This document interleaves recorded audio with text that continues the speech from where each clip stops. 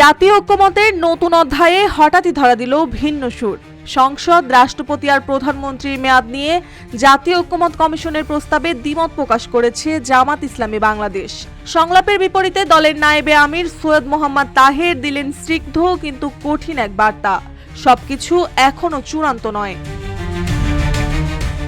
শনিবারের আলো ছায়ায় ভরা দিনে জাতীয় সংসদের জাতীয় ঐক্যমত কমিশনের সঙ্গে বসেছিলেন জামাতে ইসলামী বাংলাদেশ। প্রস্তাব এসেছিল সংসদ, রাষ্ট্রপতি ও প্রধানমন্ত্রীর মেয়াদ হবে 4 বছর। কিন্তু সংলাপের বিপরীতে সৈয়দ মোহাম্মদ তাহের সংবাদকর্মীদের মুখোমুখি হয়ে জানিয়ে দিলেন সবকিছু মেনে নেওয়া তাদের পক্ষে সম্ভব নয়।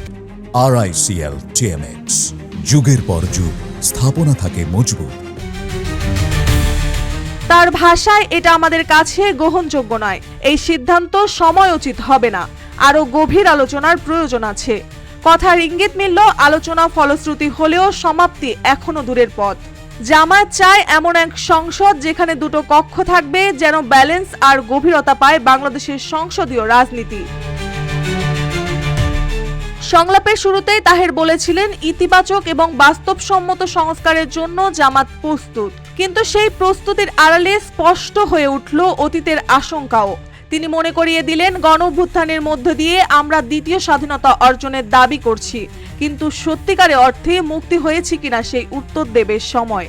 তবে এক ব্যাপারে ছিল অকাঠ্য দৃঢ়তা, স্বাধীনতার সার্বভৌমত্বের প্রশ্নে কোনো আপোষ নয়। তাহেরের দীপ্ত ঘোষণা, বাংলাদেশের স্বাধীনতায় কোনো বিদেশি রক্তচক্ষুর সামনে মাথা নত করবে না জামাত ইসলামী। সবশেষে ইঙ্গিত দিয়ে গেলেন, সব আলোচনা এখানেই শেষ নয়। সমঝোতার সব পৃষ্ঠা এখনো খোলা। সময়ের সাথে সাথে হয়তো বেরিয়ে আসবে আরো নতুন নতুন প্রস্তাব, হয়তো গড়ে উঠবে নতুন এক বাংলাদেশ। মার্জিয়া মৌ, রূপালী বাংলাদেশ।